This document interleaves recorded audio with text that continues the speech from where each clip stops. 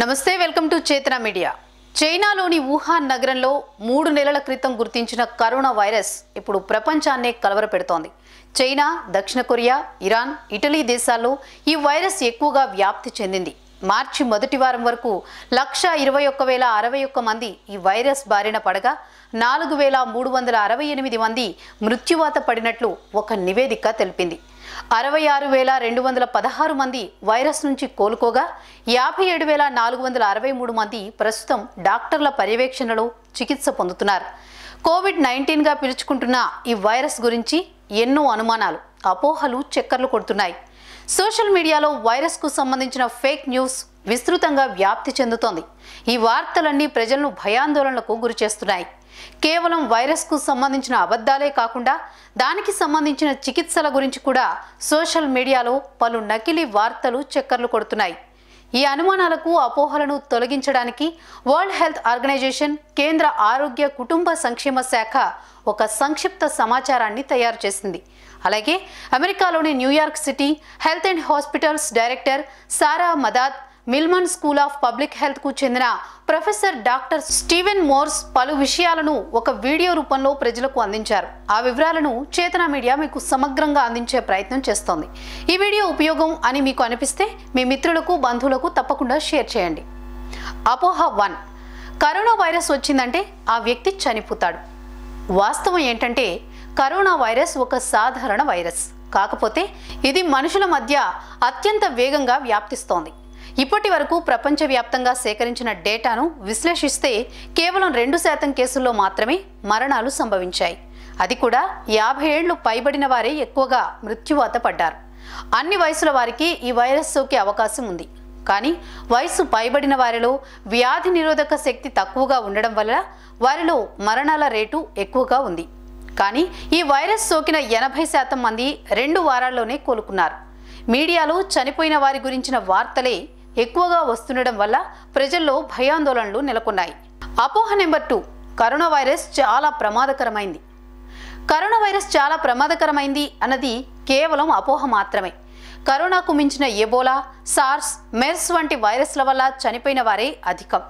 Corona virus వల్ల కలిగిన మరణాల రేటు 2 నుంచి 3% ఉండగా 2003లో వచ్చిన సార్స్ వల్ల 10%, 2012లో వచ్చిన మెర్స్ వల్ల 35% మరణాలు సంభవించాయి। అంటే కరోనా వైరస్ మనిషి ప్రాణాలు తీసేంత ప్రమాదకరమైందైతే కాదు। వైరస్ను గుర్తించిన వెంటనే సరైన చికిత్స తీసుకుంటే పూర్తిగా కోలుకోవచ్చని వైద్యులు చెబుతున్నారు। అపోహ నెంబర్ 3, మాస్క్ ధరించడం వల్ల కరోనా సోకకుండా పూర్తి రక్షణ కలుగుతుంది। ఇలాంటి వదంతుల కారణంగానే మార్కెట్లో మాస్కుల కొరత విపరీతంగా పెరిగిపోయింది। చాలా మందికి మాస్కులు ఎలా ధరించాలో తెలియదు, ఏ రకంగా మాస్కులు వాడాలో కూడా ప్రజలకు అవగాహన లేదు। సాధారణ మాస్కులు గాలిలో ఉండే కరోనా వైరస్ను ఆపలేవు। ఇక N95 మాస్కులు సాధారణ ప్రజలు ధరించినా ఎక్కువసేపు ముఖానికి ఉంచుకోలేరు, అది గాలి పీల్చడంలో ఇబ్బందిని కలిగిస్తుంది। కేవలం గాలి ద్వారానే కాకుండా కరోనా బాధితులతో కరచాలనం వల్ల కూడా కరోనా వ్యాప్తిస్తుంది। కాబట్టి మాస్కులు పూర్తిగా ఈ వైరస్ను అడ్డుకోలేవు। కేవలం కరోనా వైరస్ ఉన్నవాళ్ళు మాస్కులు ధరిస్తే దాన్ని ఆపగలగవచ్చు, కానీ ఆరోగ్యవంతులు మాస్కులు వాడినా పెద్ద ప్రయోజనం లేదు। వ్యక్తిగత శుభ్రత మాత్రమే వైరస్ నుంచి మనల్ని రక్షించగలుగుతుంది। అపోహ నెంబర్ 4, కరోనా వైరస్ గబ్బిలం సూప్ తీసుకోవడం వల్ల వచ్చింది। గబ్బిలం సూప్ను వండుకుని తినడం వల్ల కరోనా వైరస్ ప్రబలిందనేది పూర్తిగా అవాస్తవం। వుహాన్ నగరంలోని మార్కెట్కు వెళ్లిన వ్యక్తికి వైరస్ ఉండడంతో అది ఇతరులకు వ్యాపించిందే తప్ప గబ్బిలాన్ని వండుకుని తినడం వల్ల ఈ వైరస్ వ్యాపించలేదు। అపోహ నెంబర్ 5, సరిహద్దులు మూసేయడం వల్ల వైరస్ వ్యాప్తి అరికట్టవచ్చు। గేట్లు మూస్తే మనుషులు, పశువులు, వాహనాలు ఆగిపోయినట్లు బోర్డర్లో ఈ వైరస్ ఆగిపోదు। గాలి ద్వారా వ్యాపించే ఈ వైరస్కు సరిహద్దులతో పనిలేదు। అందుకే చైనాలో తొలుత కనుగొన్న 3 నెలల్లోనే ఈ వైరస్ ప్రపంచవ్యాప్తంగా పాకింది। సరిహద్దుల మూసివేత అనేది ప్రజలను మరింత భయభ్రాంతులకు గురిచేస్తుంది తప్ప అది వైరస్ను అరికట్టే పద్ధతి కాదు। అపోహ నెంబర్ 6, కరోనా వైరస్ వస్తే కరోనా బీర్ తాగితే తగ్గుతుంది। ఇది అత్యంత హాస్యాస్పదమైన అపోహ। కరోనా వైరస్కు కరోనా బీర్కు సంబంధమే లేదు। ఎవరో సోషల్ మీడియాలో సరదాగా వ్యాఖ్యానించిన మాటలే తప్ప బీర్కు వైరస్కు సంబంధం లేదు। అపోహ నెంబర్ 7, పెంపుడు జంతువుల వల్ల కరోనా వైరస్ వ్యాప్తిస్తుంది। ఇప్పటి వరకు ప్రపంచవ్యాప్తంగా వచ్చిన డేటాబేస్ పరిశీలిస్తే కరోనా వైరస్ పెంపుడు జంతువులకు వ్యాపించలేదు. కాకపోతే వైరస్ కలిగిన వ్యక్తి ఆయా జంతువులను పట్టుకున్న సమయంలోనే వాటి పక్కన నిలబడి తుమ్మడం, దగ్గడం వంటివి చేస్తే వైరస్ జంతువులపై పడవచ్చు. ఆ తర్వాత ఆయా జంతువులను పట్టుకుంటే వైరస్ వ్యాపించే అవకాశం ఉంది. కాకపోతే పెంపుడు జంతువులకు మాత్రం ఇంతవరకు కోవిడ్-19 లక్షణాలు కనిపించలేదు. అపోహ నెంబర్ 8. యాంటీబయాటిక్ ఔషధాలు కరోనాను తగ్గిస్తాయి. ఇది ప్రచారంలో ఉన్న అతిపెద్ద అపోహ. వైరస్ వేరు, బ్యాక్టీరియా వేరు. మానవ శరీరంలో ఉండే చెడు బ్యాక్టీరియాను తగ్గించడానికి యాంటీబయాటిక్ మెడిసిన్స్ వాడతారు. కానీ వైరస్ను తగ్గించే శక్తి యాంటీబయాటిక్స్కి లేదు. కొన్ని రకాల ఫ్లూలను తగ్గించగలదేమో కానీ కరోనా వైరస్ను మాత్రం తగ్గించే శక్తి వాటికి లేదు. అపోహ నెంబర్ 9. చిన్నారులు త్వరగా ఈ వైరస్ బారిన పడతారు. ఇప్పటి వరకు కరోనా మహమ్మారి బారిన పడిన వాళ్లలో 2% మంది మాత్రమే 18 ఏళ్ల కంటే తక్కువ వయసు ఉన్నవారు. ఈ వైరస్ సోకిన చిన్నారులలో 3% మంది మాత్రమే ప్రమాదకరంగా మారింది. మిగతా వాళ్ళందరూ కోలుకున్నారు. అపోహ నెంబర్ 10. ఆహారం ద్వారా కరోనా వైరస్ వ్యాప్తి చెందుతుంది. ఆహారం ద్వారా కరోనా వైరస్ వ్యాపిస్తుందనేది కేవలం అపోహ మాత్రమే. సార్స్, మెర్స్ వైరస్ల మాదిరిగా ఇది ఆహారం ద్వారా వ్యాపిస్తుందని ఇంతవరకు నిరూపించబడలేదు. అపోహ నెంబర్ 11. చికెన్, గుడ్లు తినడం ద్వారా కరోనా వ్యాపిస్తుంది. ఇది కూడా అపోహే. చికెన్, మటన్, ఎగ్స్ తినడం ద్వారా కరోనా వ్యాప్తి చెందదు. పౌల్ట్రీ ఉత్పత్తుల ద్వారా కరోనా వైరస్ వ్యాపించే అవకాశమే లేదు. కానీ ఆయా ఆహార పదార్థాలను పూర్తిగా కడగడం, ఉడికించడం మంచిదని వైద్య నిపుణులు చెబుతున్నారు. అపోహ నెంబర్ 12. దగ్గు, జలుబు, జ్వరం ఉంటే కరోనా ఉన్నట్లే. దగ్గు, జలుబు, జ్వరం వంటివి సాధారణంగా వస్తూనే ఉంటాయి. కరోనా వైరస్ వస్తే ఈ లక్షణాలు ఉంటాయి, కానీ అవి ఉన్నంత మాత్రాన కరోనా బారిన పడినట్లు కాదు. కాకపోతే ముందస్తు జాగ్రత్తగా వైద్యుల సలహాలు తీసుకోవడం మంచిది.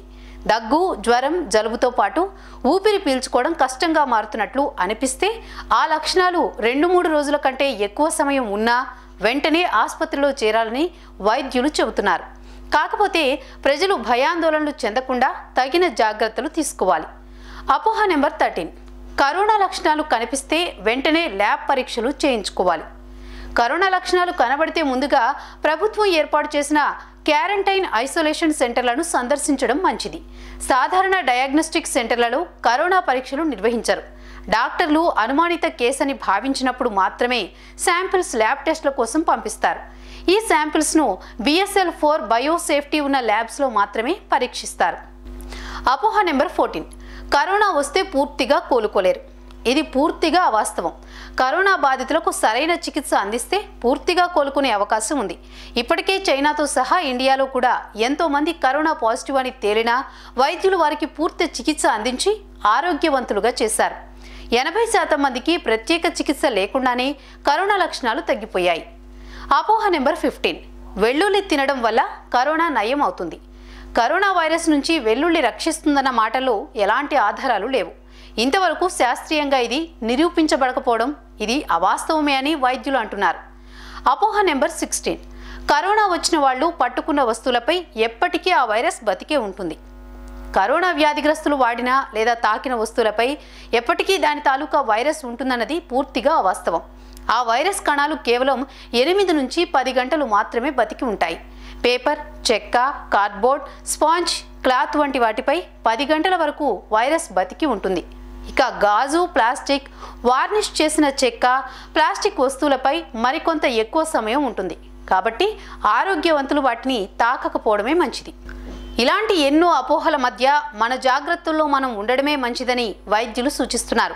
మనల్ని మనం రక్షించుకోవడం, మనం ప్రేమించే వారిని రక్షించడంతో పాటు సమాజం పట్ల కూడా బాధ్యతగా వ్యవహరిస్తే ఈ వైరస్ వ్యాప్తిని అడ్డుకోవచ్చు.